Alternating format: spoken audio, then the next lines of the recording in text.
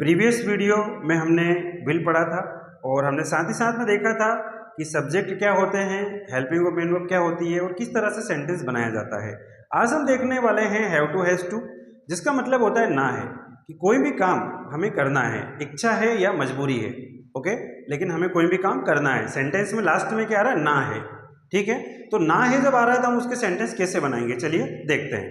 तो यहाँ पे देखिए हैव टू या हैज़ टू, इसका मतलब होता है ना है। ना है मतलब क्या, इच्छा या मजबूरी, कोई भी काम करना है। तो सबसे पहले हम इसका स्ट्रक्चर देखते हैं। तो सबसे पहले सब्जेक्ट आएगा, फिर हैव टू या has to, main verb plus object. अगर बात की जाए नेगेटिव की तो यहाँ पे क्या होगा कि सब्जेक्ट और इसके बाद में हैव या हैज और इसके बाद नोट आएगा, फिर टू आएगा, मेन वर्ब ऑब्जेक्ट। कुल मिला के क्या कि हैव के बाद में नोट लग जाएगा हैव नॉट टू, या हैज के बाद नोट लग जाएगा हैज नॉट टू, ठीक है। इंट्रोगेटिव की बात करें तो जिस वर्ड के बाद में नोट लग रहा है, जिस वर्ड के बाद में नोट लग रहा है वो वर्ड सब्जेक्ट से आगे आ जाएगा। तो क्या हो जाएगा, हैव या हैज प्लस आपका subject plus two, main verb object.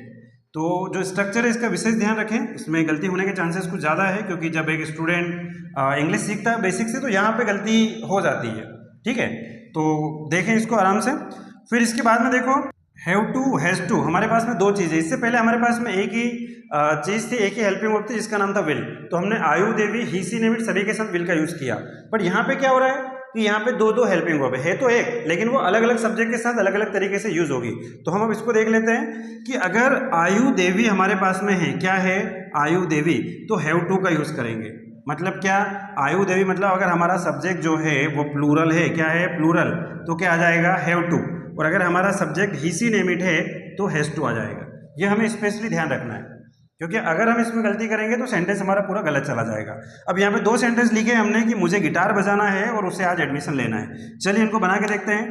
पहला है मुझे गिटार बजाना है, तो मुझे के लिए मैंने आपको क्या बताया था कि क्या आएगा, आई, क्योंकि आई का मतलब होता है मैं, मुझे। तो हो गया ये आई। आई के बाद में ना है आ रहा है, तो अब यहाँ पे देखो ना है तो दोनों है, हैव टू हैज टू भी। तो यहाँ पे आ जाओ कि इसमें से क्या, इसका विशेष ध्यान रखना है ना। तो आयु देवी के साथ क्या, हैव टू, है ना। तो आई हैव टू आया था ना समझ में, आई हैव टू। कोई भी काम मुझे करना है, आई हैव टू, क्या करना है, मुझे बजाना है, क्या, guitar. So I have to play, और क्या प्ले करना है, गिटार।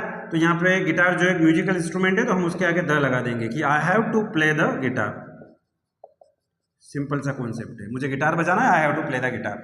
उसे आज एडमिशन लेना है तो उसे कोई लड़की है तो यहाँ पे हम लिखेंगे सी, लेना है हैव टू हैज टू दोनों में से एक। तो यहाँ पे देखें he, she, name, it, okay. तो सी, तो यहाँ पे क्या आ जाएगा, has to, she has to take admission, okay, today. अगर कोई अदर वर्ड्स आ रहा है तो वो भी हम यहाँ पे लिख देंगे कि उसे आज एडमिशन लेना है, she has to take admission today, okay. अब देखो, अब यहाँ पे हम बनाएंगे इसका नेगेटिव।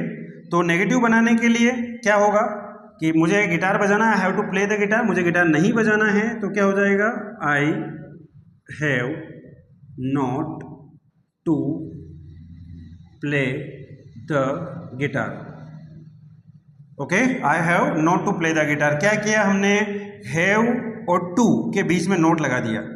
इसको समझना है कॉन्सेप्ट को, ठीक है।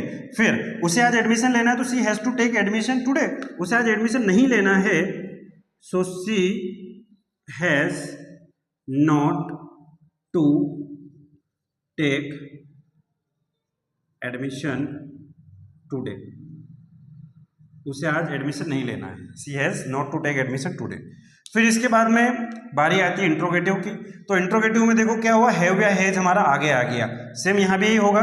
तो क्या बन जाएगा हिंदी में, क्या मुझे गिटार बजाना है, तो यहाँ पे हमारा हैव जो ही आगे आ जाएगा, तो क्या हो जाएगा, हैव। और ध्यान रखना है सिर्फ हैव ही आगे आएगा, पूरा हैव टू नहीं आएगा। तो क्या हो जाएगा, have I to play the guitar, क्या मुझे गिटार बजाना है, have I to play the guitar, okay. अगला सेंटेंस, उसे आज एडमिशन लेना है ना। तो क्या उसे आज एडमिशन लेना है, तो क्या आगे आ जाएगा, has, only has, has she, okay. Has हमारा आगे आ गया, हैज सी, और इसके बाद में आ जाएगा आपका जो बचा हुआ है to, has she to take admission today, तो बड़ा ही सिंपल सा सेंटेंस है कि उसे आज एडमिशन लेना है, she has to take admission today. उसे आज एडमिशन नहीं लेना है, she has not to take admission today. और क्या उसे आज एडमिशन लेना है, has she to take admission today. तो यहाँ पे आपको क्या करना है कि नोट का विशेष ध्यान रखना है और इंट्रोगेटिव में सिर्फ एक ही वर्ड आगे आएगा जिसके बाद में नोट लगा है वही आगे आएगा, ठीक है। तो ये तो हमारा second video have to has to ना है। अब देखो यहाँ पे क्या है कि आयु देवी जो प्लूरल है उसके साथ में नोट आएगा, ये ध्यान रखना है। जैसे किसी सेंटेंस में आया कि बच्चे, है ना, तो हम देखो थोड़ा सा यहाँ पे देखते हैं कि बच्चों को कोई काम करना है, जैसे बच्चों को क्रिकेट खेलना है, तो बच्चों को तो क्या हो गया, चिल्ड्रन। तो चिल्ड्रन के साथ में क्या आ जाएगा, हैव टू। लेकिन कोई एक बच्चा है कि बच्चे को खिलौना खरीदना है, तो बच्चा मतलब क्या, चाइल्ड। तो चाइल्ड के साथ क्या आ जाएगा फिर, हैज़ टू।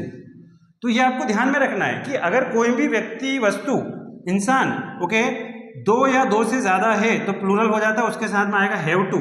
और अगर वही व्यक्ति या वस्तु एक है तो उसके साथ में आ जाएगा हैज़ टू, ओके। तो कोशिश करें कि ये गलती ना हो, ठीक है। तो हमने देखा आज हैव टू हैज़ टू ना है। अब मैं आपको इसके 10 सेंटेंस दे रहा हूं बनाने के लिए, आप इसकी प्रैक्टिस कीजिए। किसी भी तरह की कोई प्रॉब्लम आ रही है तो हमें जो है कमेंट करके बताइए। साथ ही साथ ओके, अगर आपने अभी तक चैनल को सब्सक्राइब नहीं किया तो चैनल को सब्सक्राइब करें, लाइक करें, शेयर करें और कमेंट करें। इसी तरह से हम सीरीज में आगे भी सीखते रहेंगे।